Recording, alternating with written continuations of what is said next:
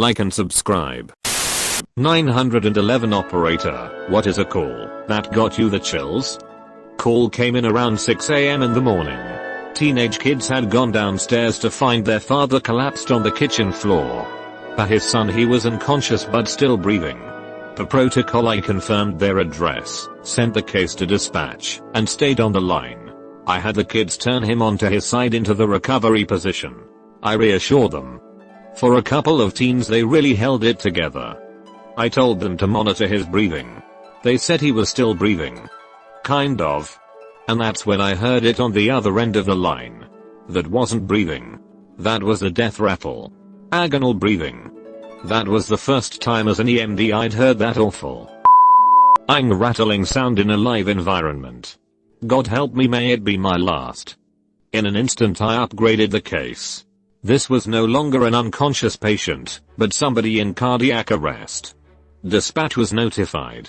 I saw additional resources being attached. I told the two teenagers, in a voice that I hope had even a fraction of the composure they exhibited, that we needed to roll their father onto his back. That we needed to commence CPR straight away.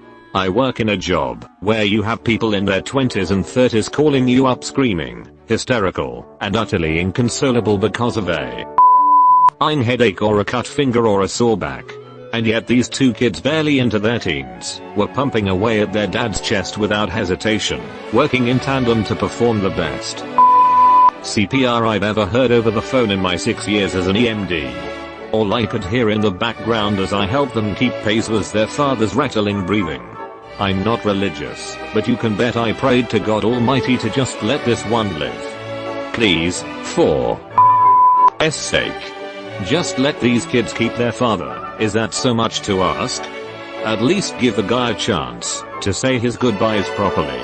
It was only when the sirens in the background drowned out all other sounds, and the crews confirmed they were at scene, that I quickly told those kids how proud I was of them and disconnected. I made it a point of mine to never follow up jobs like this. But curiosity eventually got the best of me. I found out a few days later that the guy had passed away. I wish I had never followed up. Little after 2 a.m., I got a call of a car gone off a 100-foot embankment into the river. As officers arrive on scene and begin rescue body search, I get relayed name of the deceased, who had been friends of mine. I knew 5 out of 6 in the car, and as the search was wrapping up, I begin to get calls from parents of the victims who knew me. Rough night in a rural area. It was a year ago. A father called 911 stating his 2-year-old daughter was not breathing. I had tried to instruct him on how to do CPR while I got the ambulance out there. He kept refusing and telling me he did not know how, besides me insisting I would help him do it. He told me that his daughter had fallen down the stairs 2 days before the call, and that he did not know what was happening. The mother was screaming in the background. I started to get nervous due to the fact that it was 2 minutes into the call begging this man to do CPR on his baby. He gave the phone to what I am assuming is the sister of the mother, and I gave her instructions on how to attempt to revive this little baby girl. I told the officers something was going on with this, and I did not feel right about it, and they get there, and I never knew anything until the news a few weeks later. The father and grandmother were arrested for murder on this little baby. She passed away due to consistent abuse by the father when the mom was gone or at work. I never forgot that call. Wife just shot herself in the head. Husband was not sure if she was beyond help, so I have him start CPR. At this point, I am assuming Sheila's gone, but I want to give him something to do and be able to look back and feel like he did everything he could have. While pumping on her chest, the kid, who was about 10, walks in.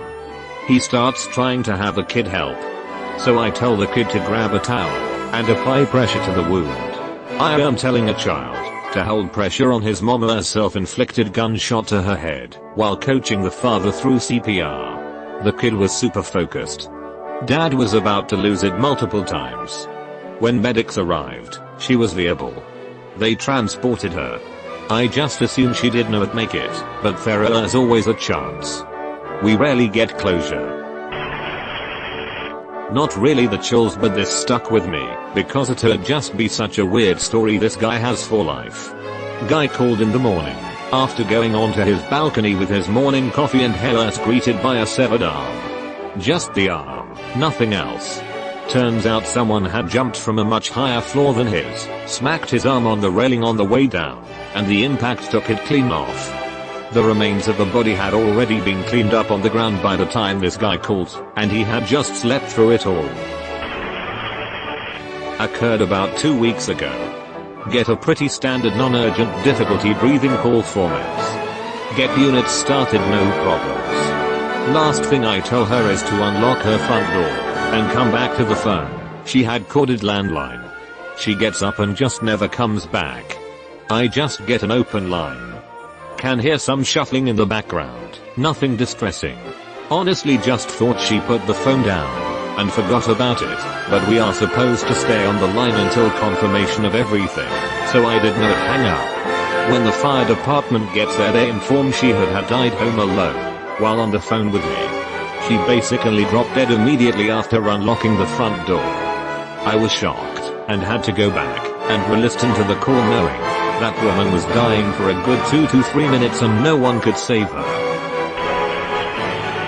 Last night I had a call where some lady was calling to complain that these kids were parkouring on a building. While on the phone, one of the kids slipped and fell. Hearing the thud of his body through the phone and her inconsolable scream after wasn't fun. One of my first calls out of training was from 2 teens who had left for vacation with their dad, and when they returned home they found their mom was dead, bloated and rotting corpse in the garage. She had committed suicide. I don't remember much of the call, because another operator took over when I sort of froze up. I only worked as a 911 operator for about half a year, lol. Guy who had just shot his friend with a crossbow, because his friend said he could dodge a magic missile in D&D. The guy was laughing about it up until the point when the cops came and arrested him. My aunt was a 911 dispatcher for a couple months, and she told me about these 2 calls she had. This little boy around 6 or 7 was bawling on the phone because his big brother had shot himself in the head and his face and brains were everywhere. The other one is that this little girl, I think, was 3, had called because her stepdad was beating the out of the mom, and my aunt said that you could hear the mom screaming in the background, and so after a while the dad came in and beat the out of the girl for calling the police, and so my aunt had to hear this 3y/0 little girl getting the beat out of her while her mom was trying to stop the stepdad. Dad accidentally ran his kid over with the car. My friend who has 6 siblings was getting ready for a family trip. Their mom thought all the kids were in the vehicle and ready to go. She ran over one of the youngest daughters who was still in the driveway and killed her. The mom left the rest of the children with family and moved out of state. My friend said he hadn't spoken to or seen her in years, and that was the mother's doing. Guilt, man. It will eat you alive. I saw a YouTube video once of a lady whose car had got stuck in water. I think she was delivering newspapers or something and got caught in a flash flood. The water was creeping up to her neck and the 911 operator was telling her to shut up, stop crying, and that it was all this lady's own fault. Poor lady drowned and died while still on the call. There was a case like this in Australia. 000 operator criticizing the mum for driving through floodwaters and the Toowoomba floods, even though there was no flooding present when she started. I remember the name of her brave son, Jordan Rice. He told rescuers, take my brother first. He died, mum died, but younger brother lived, and was later bullied because of it. Kids are assholes. Jordan was a hero, RIP. 8-year-old hanged himself. How the does an 8-year-old become suicidal? Jesus Christ.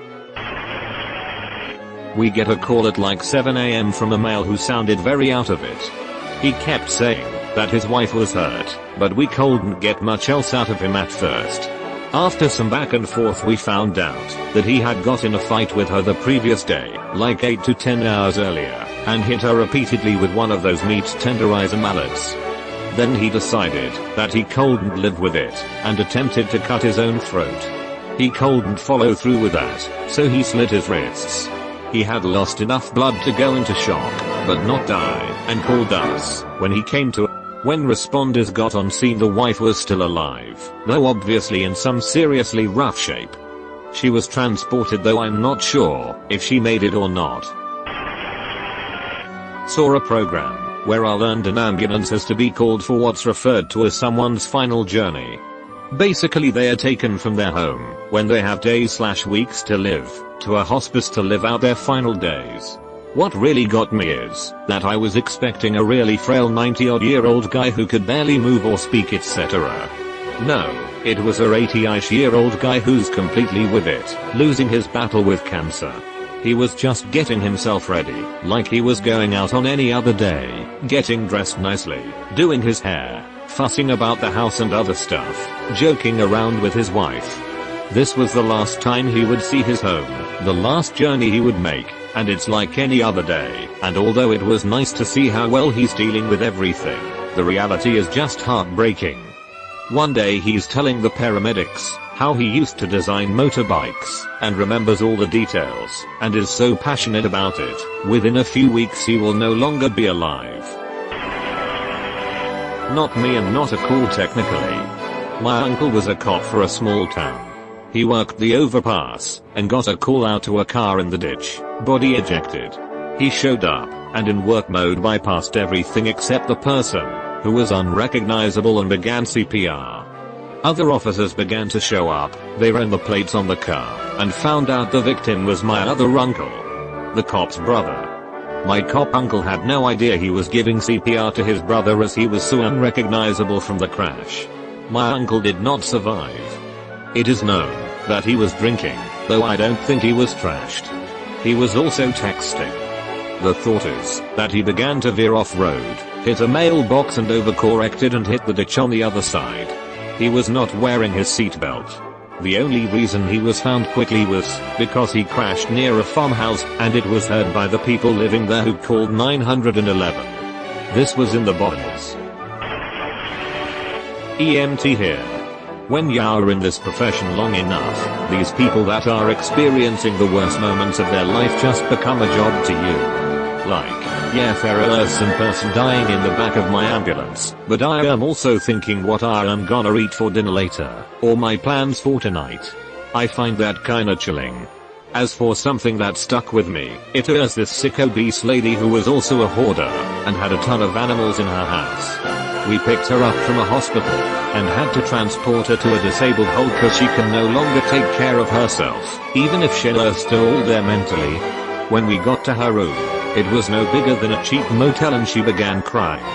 It was this kind of cry, where she had the realization that she no longer has control of her life and that she'll rot away in this small room until she dies. You never really think about the emotions that people go through in situations like that, and my heart broke for her. CW. Mental health. Suicide. First party caller, calling from a train station platform. Suicidal and threatening to jump. Whilst on the phone, I pull up the timetable for that station, and see there's about 20 minutes till the next scheduled train. Responders are about 20 minutes away. This is gonna be a tight one. Not even 10 minutes later, he says he can hear a train coming. I can hear the background noise from the guy moving closer to the platform edge. He says he's going to do it, then I hear the train's engine as it approaches. Clearly it's not due to stop there. Then I hear the horn, some rustling and the sound of the phone falling before the line drops out instantly. Immediately tell dispatch that it sounded like he'd jumped. Try to call the number back, not expecting to be able to get through. It rings. After 5 or 6 rings, he answers. Tells me that he got scared and couldn't do it.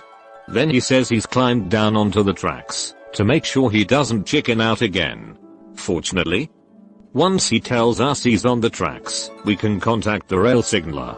They don't do anything for reports of threatening to jump from a platform or at a level crossing, but if there's a reported trespasser on the line they'll put the trains on low speed caution. Police arrive about 5 minutes later and convince him up onto the platform. He was detained for a mental health evaluation, but he lived. My blood ran cold for those 90 seconds, where I thought he'd gone though. Not the worst I've had to deal with, but the others don't fit the question as well as this. Not 911, but alarm dispatcher. We monitored for an assisted living tower, kind of halfway between independent living and a nursing home, and one night we started getting fire alarms. One apartment unit to start, then two. It quickly multiplied. We sent the fire department on the first alarm per procedure, and got no answer at the front desk of the place, since it was after hours. After one or two updates on the multiplying alarms, I waited to get disposition to find out if we had a real fire. It certainly looked like it. The alarms seemed to be coming in sequentially from room to room, and floor to floor. The thing was, it didn't stick to just fire alarms. We also monitored the dedicated medical alarms in these apartments, and they were lighting up along the same pattern. We report those to FD dispatch too, so I was at the limit of what I could do. When I finally got an update, it felt like my chair was spinning. Yes, there was a fire in this apartment building, and they were trying to put it out. There were even some legitimate medicals, but those were most likely people signaling that they were trapped in their rooms. The other possibility, and it was impossible to tell the difference unless you were a firefighter on scene, was that the medical button or pull cord mechanism had melted and sent a signal as it died. We watched for way too long as that building sent up ghost alarms no one could do anything with but wait out, hoping if there was a finger on the button, they'd be found. I'm a police officer and sometimes take emergency calls.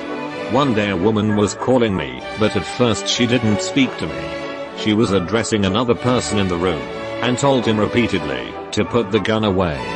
That was her first sentence and I instantly was like, oh, this is serious. Luckily the woman was able to speak to me, and told me in which area she was and to whom she was speaking to. With this information my colleague was able to find out the address, and send officers there. In the meantime she told me she had her little baby and her husband with her.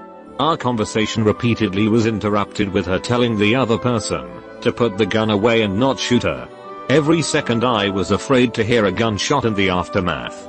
Luckily the man let the family go outside his house, so after a few minutes they were in a safe area. Turned out the family visited an old friend to show their newborn baby. The friend then got confused and couldn't recognize them anymore. Maybe because of some form of dementia or something like that. He thought he had intruders in his house. So he went to the bathroom and took his gun. This took place in Germany, so guns rarely are a thing here. After all was cleared my hands were shaking. Edit, I had completely forgotten that when the family was outside the house the woman told me that the man did make a call a few minutes before, asking another female friend to come over the house. And when the family ran away the car from said friend was passing them. So I was relieved for a minute that the family was safe, only to assume that another person was now in the house with the crazy gunman. Luckily the friend wasn't threatened, and was able to secure the gun, and talk to the officers on scene. She was also able to bring the man outside, so he could be arrested without much hassle.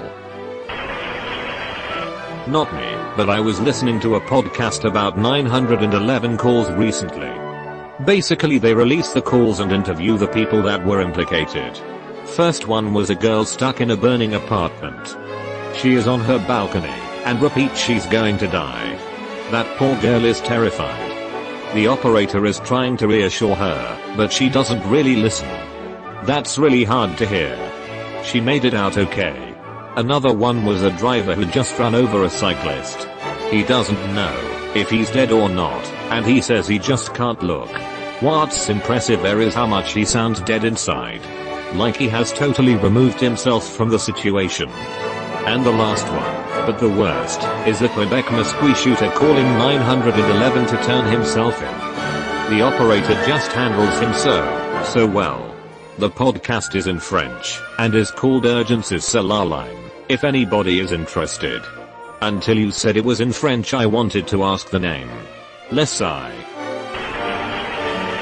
Worked on 999 as an ECT, Ambulance Service UK. The call that stuck with me was a mother of an 8-week-old baby. The baby wasn't breathing properly, and once the mother got close enough to the baby for me to hear agonal breathing, my stats dropped.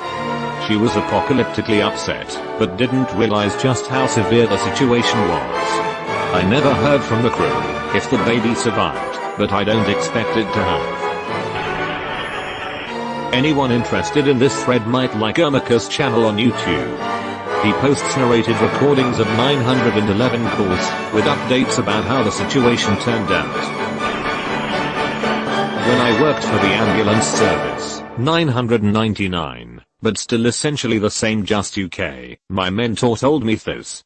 A suicidal man who wouldn't tell him where he was, just that he wanted to die. He only wanted to talk, and after about 20 minutes said, "I'm ready now. I'm on a bridge over the M25 between junction 32 and 33.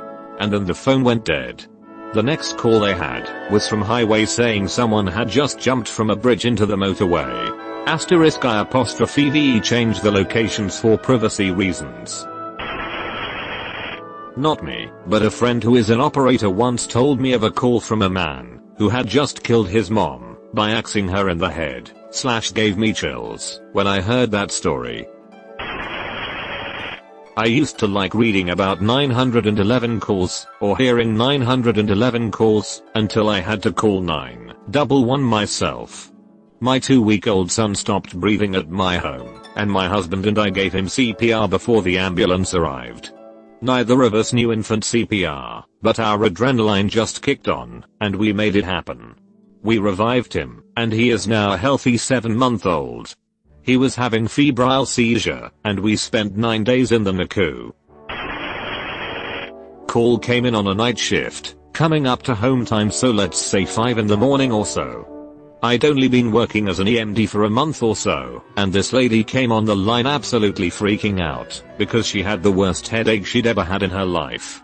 She gives her address, but when I ask her to confirm it, she replies with a sound like a record player winding down. Then a thud, and some very concerning breathing sounds. Call immediately got upgraded to a category 1, and thankfully she'd opened the door before calling us, because after a few minutes I heard the crew in the room telling me to hang up. I was due off pretty shortly after this, but when I asked for feedback on my next shift, it turned out she'd suffered a subarachnoid hemorrhage following a ruptured aneurysm. She'd gone into hospital, so she survived at least that long, but I never heard anything beyond that. That sound won't ever leave me, in any case. Like someone's power cord being yanked mid-sentence. Chilling. My ex-wife is a 911 dispatcher. A few years before our divorce, she was at work on a cool summer night. They had the windows open in the dispatch center. Out of nowhere, she and a fellow dispatcher heard blood-curdling screams, and within seconds the phone started ringing. Across the street from the police department is a community center that is often rented out for parties and events. A large birthday party was being held there that night. As people were wrapping up and getting ready to head home, a large crowd gathered in the parking lot as people said their goodbyes. One family opted to start their vehicle and put their 6-year-old in the running vehicle. The 6-year-old began crawling and playing inside the vehicle, eventually putting the vehicle in reverse and running over a portion of the crowd. In the crowd was a 2-year-old little girl that had her chest ran over and died. My daughter was 3 at the time, and it really did some emotional damage to her mom. Got a call from an uncle who was cleaning his handgun. He stated he had the magazine out, but it accidentally fired and shot his 16-year-old nephew, whom was visiting in the next room. The uncle went to the child, but refused to do anything to help. He wouldn't look for the entry wound and refused to do CPR, stating he couldn't get the child from the bed to the floor because he was too big and he didn't know how, even after being told he would be helped through it and instructed how to. I could hear the child crying/gasping in the background until he passed away. The worst part about it was there was absolutely no remorse in this man's voice for what had happened. Like he just genuinely didn't care, on top of refusing to do anything to help his nephew. I'll never forget the sound of that child crying/gasping. Got a call of male caller providing his address and then just saying there is a body in the backyard. After police arrived on scene, they found the body to be his. There's absolutely nothing I could have done differently to affect the situation, but it still creeps me out. I'm not a 911 operator, but I work for a company which specializes in critical event management. As such, we have people call us to send out EMS messages when they can't get to a computer. This method of sending out messages was much more popular before we developed a mobile app. Years ago I worked for a much smaller company than I do now. This meant that I was on call 24/7 as we had some big customers. One night I had just finished work when my work phone started going bad.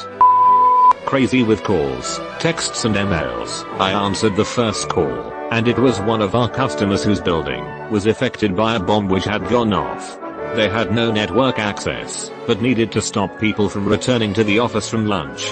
I could hear screaming and commotion in the background as I composed their message for them and sent it out.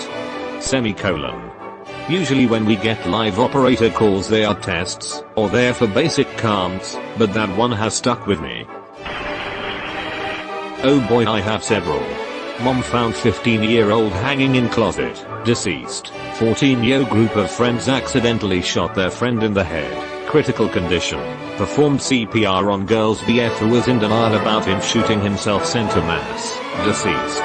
Female screaming and screaming as she actively got raped on the line with me, unknown outcome. And probably the worst of the worst was listening to an old family friend wail in my ear after finding their son, friend of mine, who suffered from schizophrenia, had committed suicide. Still have nightmares from a few of them, but I'm pretty jaded and don't really get chills anymore. But all of these for sure made my blood stop for a moment. On another tack we had a notorious frequent caller that would call in repeatedly, knew how to get an urgent ambulance to their property, and would routinely either not let crews in or not let them back out. They kept us tied up for ages.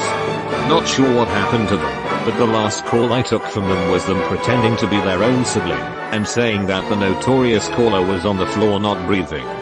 I got them to basically pretend to do compressions on themselves for 5 minutes, and then heard all the sheepish backpedaling when they opened the door and the crew found just one single person in the property, the aforementioned notorious caller. 99% certain we got the police involved after that. Not me, not 911, but close enough. My cousin is a gendarme, basically rural police in France. It's part of the military, and gets a call of somebody who lit himself on fire. He recognizes his sister's voice and rushes to her home. My cousin's husband, who was in sick leave because of his depression, had covered himself in oil and had lit himself on fire. He died in my cousin's arms, leaving a widow and a 2-month-old daughter. He had to pick up pieces of burnt flesh on the floor. My cousin is quite the joker. Always laughing. But when you mention it, he's just gone for the rest of the day. Back in 2009, I did this job for about a year as a call taker. To that come to mind. 1. Young prostitute was strangled to death by a crazy religious guy in a hotel room. She managed to dial 911 and the call came through, but I could overhear the struggling, the beating, her cries of pain and attempts to breathe, and the crazy guy shouting all this awful stuff to her. 2. A guy called in 911 and informed me immediately that he was in his apartment building. He had a loaded shotgun and calmly told me I had 10 minutes to convince him not to walk around and shoot random people. He thankfully did not shoot anybody, but when the officers arrived, he did indeed have a loaded shotgun. This I snowed very dramatic, but it got me. Police were out with a woman and her 6-month-old, and asked us to call the dad. Someone needed to come get the baby, because she was too high to manage. Maybe it hit me so hard, because I was just a trainee and these were routine calls, but the number one had, was for the children's paternal grandparents. They were annoyed and upset. Apparently this was an ongoing issue with them all. One leaves work to go get the baby. Several minutes later, I answer on emergency and it was the baby's father. Heller's working 2 jobs to support them, and Heller's trying to get his children's mother sober. It was much bigger than the grandparents had let on. CPS was involved. This guy was kind and articulate. He had just gotten the wrong woman pregnant and was desperately trying to salvage the situation. Of course I could not do anything to help him. We had zero involvement in CPS other than reporting to them, and police were already more concerned with getting the baby to safety than being assholes to the mom/baby. I believe Thea had broken up a small party at the house of her side boyfriend, and no arrests were being made other than the mom. He begged me, "Please Donna, take my baby." I'll never forget his voice. He had that hurried voice of a guy on his phone, when his boss clearly did not want him to be. Dude was 19 or 20, and trying so hard. His parents would not take custody, and I guess CPS was pretty against a single dad working 2 jobs. It was one of the most tragic times I have ever been, speechless. A good dad begging me not to take his child. I hope Thea doing okay now. This should really have the serious replies only thing. I have a related story. Obligatory not a 911 operator. I am a former TV journalist. Our assignment desk managers monitor police scanners, so our photographers and reporters can be the first on the scene of breaking news. One of the managers sends a crew out the door for a massive car pileup on the interstate. There are likely fatalities. Crew rushes out. I stay behind to help write copy for the web. Seems like a normal, be it horrible, breaking news situation. Fatters when we hear this guttural, heart-wrenching, awful scream. Turns out the fatality was the husband of the assignment editor who was leading the story. Police contacted her before our crew even got to the scene. It really changed the way I reported moving forward. It is different when it become personal. This was almost 10 years ago. She has since remarried and seemed to have found closure. Not 911 but a new, at the time, emergency after hours doctor call center. The service was literally people calling their own family doctor's number expecting to get advice from their familiar GP, but instead were routed to us. I was the call handler trained, only to do basic triage, before referring to nurse, GP or straight out ordering an ambulance. We have 999 emergency service provision in my country, that is zero cost to all users, yet the service I worked for still regularly had patients calling the family GP for things that clearly warranted blues and twas. One such call I will never forget. Right on GP closing time. First diverted call of the evening. Caller, hello it is my mum. Me, delivers scripted call greeting. Caller, showers bleeding from the mouth, what do I do? I start to ask the algorithm questions and the caller keeps talking. I am becoming aware of a sound in the background, and realize that a human being is making that unearthly sound somewhere next to the caller on the phone. Caller when I've been told that she has a thing called an aneurysm in her tummy vertical bar. I realize, with absolute horror, that this poor lady has an aortic abdominal aneurysm, and that it has ruptured, and she is right now, at that very minute, drowning to death in her own blood. Right in front of the caller and what sounds like children, grandkids, in the room. At this point the noise in the background is starting to drown out the caller, and the caller starts shrieking. The kids join her. By this time I have called an ambulance, added a nurse to the call, and given basic first aid instructions, while reassuring the caller that we're doing everything we can, knowing full well that the patient is breathing her last and there is not a thing anyone can do.